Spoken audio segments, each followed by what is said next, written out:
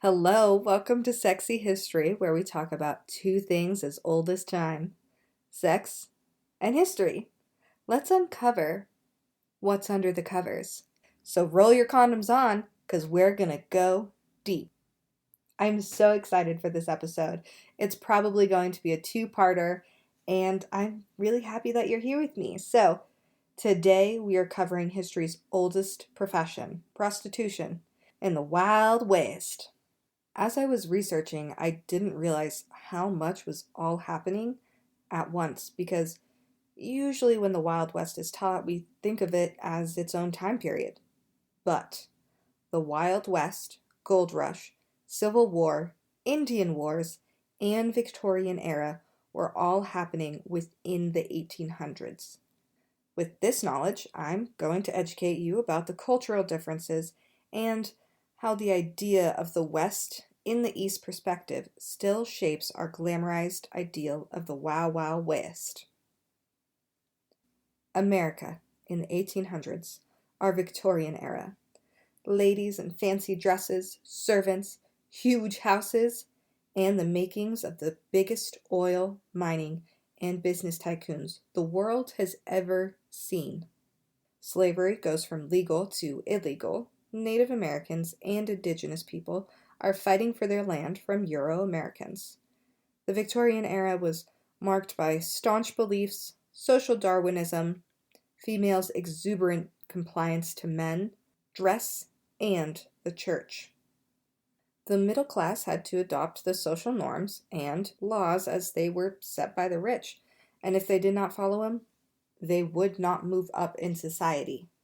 Get into that mindset that this is the society you live in, and you are a woman, and there were very few jobs and many rules to follow. Unless you were married, well, it was highly unlikely you were going to gain money, let alone your own money. You're a fun, vibrant woman who just wants to be free. Where do you go? Where is there opportunity and less judgment about what you do to make your money? You pack up and move to the Wild West. Who were these women? First off, they were kind, generous, and astute businesswomen. They came from all backgrounds: white, black, indigenous, Asian.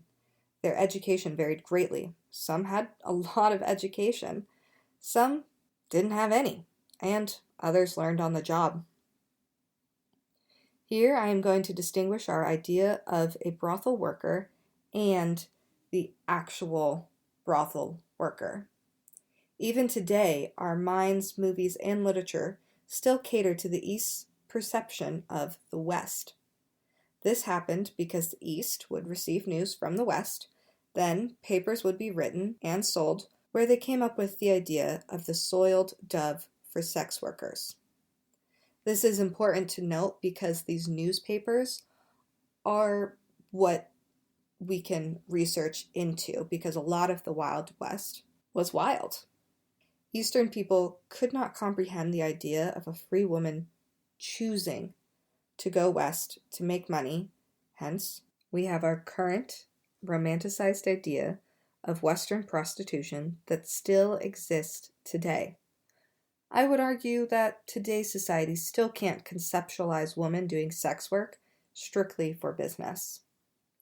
In the late 1800s and early 1900s, suffragists attacked prostitution and blamed it on men for not giving women rights. Yes, many sex workers were widowed, husbandless, had babies, and needed money. Therefore, suffragists fed into the soiled dove archetype as it was a reason to get the right to vote. If women could vote, there would be less prostitution. Women in the East couldn't vote, but women in the West could because territories were trying to become a state, and for that they needed 100,000 votes. So they let women vote. Women in the West have always been able to vote, opposed to the East. These women were not soiled. They were products of their time. Some made it big, some went broke, and some got out. They were survivalists that, without them, America's Western expansion would have been greatly delayed. There are many accounts of women and men of respectable status saying that the class of women, meaning sex workers, would always donate liberally to any charitable cause and assisted with the poor and suffering. The community likely thought that this was to atone for their sins, which is completely possible, but I like to think that women are more multifaceted than that. I think they were truly kind. They saw in their brothels people suffering abuse, addiction, unwanted pregnancies, health issues, and mental issues. They saw all the bad of society and wanted to make their community better. With this said, I think they were good people, but they still had an eye on the prize: money. If the town was nicer, more men would come, and that means more money for them. One madam funded an entire fire department. Madam Maddie Silks donated in today's money millions to schools, churches, housing, and care for the homeless. Madam Lou Graham of Seattle gave large sums of money to schools and bankrupt families to keep them afloat. Fun fact, she was also one of the largest landholders of the Pacific Northwest. Madam Anna Wilson in Omaha willed her 25-room mansion to the city to become Omaha Emergency Hospital and Disease Treatment Center. Now that we have this background knowledge, let's saddle up and get into the reality of prostitution and sex work in the West. First, I would like to thank Jan Merkel for researching and telling these women's stories and keeping them alive. A lot of my research is based off of her knowledge. I will have her website listed on my YouTube so you can go check out her books. This is a general timeline of what sex work looked like in Colorado, but I think for the most part, it is a pretty good timeline of the West's interaction with prostitution. Pre-1870s, men moved west. The West was rugged and untamed. Well, to Euro-Americans. It was not the place for a lady. Many young men left their family and their community in search of riches. Most miners made anywhere from $1 to $3 a day. I believe in California, at one point the ratio of men to women was 50 to 1. So it was a boys' club. The men were lonely, horny, and needed something to do. Madame Pearl DeVere of Cripple Creek, Colorado, owned one of the finest parlors in the West. It is said that she charged $250 a night for a stay with one of her ladies, and the men would have to apply and be approved before they could spend time with one of her ladies. Her parlor house is still standing and offering family-friendly tours. Pearl died of an accidental overdose of morphine to help her sleep. This was, of course, after she threw a huge, grand party that cost thousands of 1800s dollars. It's simple economics. There was a high demand for women and low supply. Women brought sex, companionship, an ear to listen, and something to do. Something to do didn't just mean their physical bodies. Of course, the men already had bars set up, but if they had women or dance hall girls, the bars had singing, music, gambling, poetry, dancing. Women brought more entertainment and fun to these almost completely male towns. Notice how I said dance hall girls. There is a difference in dance hall girls and sex workers. Let me explain the types of sex workers. There's China girls. Many of these girls were sex trafficked, and they were sex slaves, and they were imprisoned. Then there were streetwalkers. These women were usually too old or unsightly, and they couldn't be properly employed in a brothel or a bar. They didn't have a set place to do their work, so it was often in an alley. They got their clients from walking the street, hence the name.